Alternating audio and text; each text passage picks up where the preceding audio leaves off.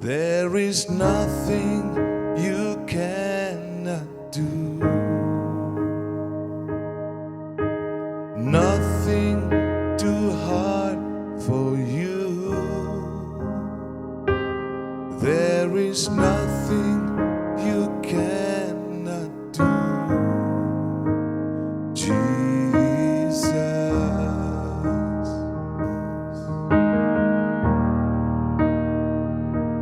Sisi savata tiai now atao na desaru chaza vida now. Sisi savata tiai now atao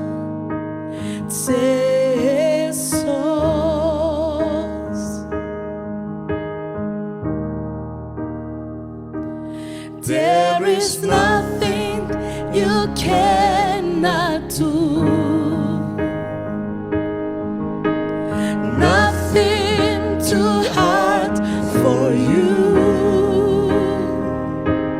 There is nothing you cannot do, Jesus.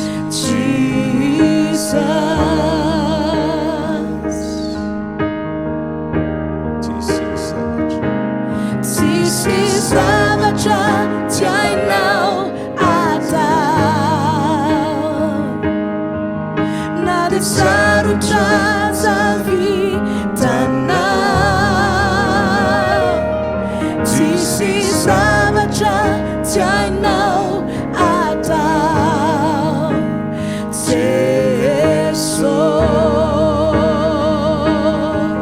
Sisi savaja. Sisi savaja tiai now atao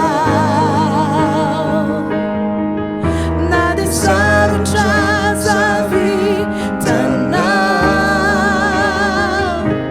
Sisi savaja tiai now